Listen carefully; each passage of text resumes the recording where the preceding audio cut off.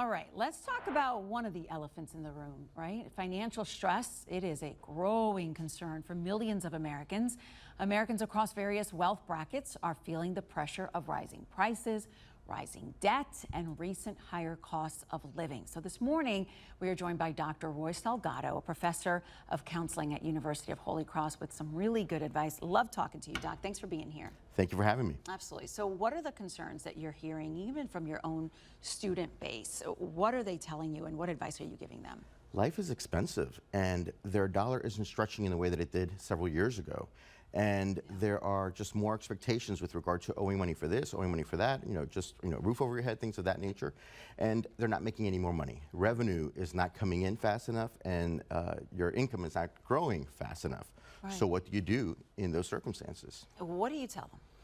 Well, I encourage them to not be so preoccupied with all of the things that they're swirling around in their head. They're thinking a lot about, I've got to pay this bill, I've got to meet this deadline, I've got to do this. To take a breath, to redirect their attention and show gratitude for the things that they do have. Because oftentimes we toil over the things that we don't have. I don't have this money in right now and I have to cover this bill. Okay, that's true. And that's not going to change anytime soon. Right. And thinking about it and worrying about it is not going to make it come any faster. So for the time being, to eliminate stress or mitigate that stress, redirect your attention toward the things that you do have.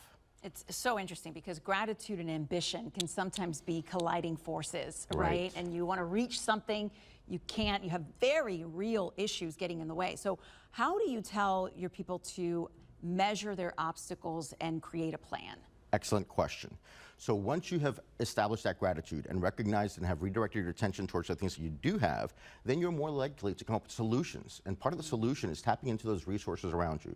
And by resources, I mean the stakeholders, your family, your friends, your community, your neighbors, people that can offer a service or something for you that perhaps would have a dollar value, perhaps dropping and picking up kids from school, babysitting after school, preparing meals, being there for one another in different ways that perhaps you would have to, if you were to outsource it in some way, you'd pay a fee for it, and then you offering something in return. What are the strengths and skill sets that you have that you can offer those individuals that perhaps would be helpful, maybe mowing their lawn on the weekend or something of that nature, and almost like returning to a bartering type of system with everyday tasks that could cost money. We've moved away from that, and we're living in silos, and we're doing everything on our own.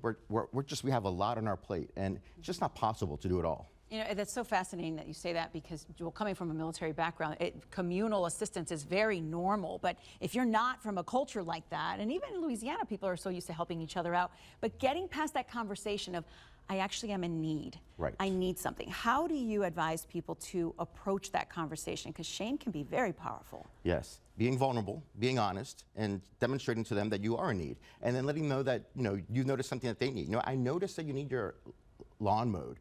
If I mow your lawn, would it be okay if you maybe watch my kids for an afternoon? Oh, that's something great. of that nature, and just, offering something for something. Yeah, creating the relationship. Creating the relationship. When it comes all down to it, the things that stress us out, like money and finances and things of that nature, do get reduced when we are filling that void of financial income with relationship and tapping into that, and that grows and builds, and that's more valuable than the money itself. What is the final question here? The biggest symptom that you would give, that you would say, hey, this is a red flag and the stress is too much for you. This is when you need to get help, and how to do that? Well, when you see that every month what is going out is a lot more than what's coming in. And so figuring out a way where to cut that. It's not always an easy decision to make. What do you cut and where? But having to really look into that and figure it out. Dr. Salgado, thank you so much. My pleasure. I always feel like I need to pay you after we finish our conversations. Zach Fradella, let's talk about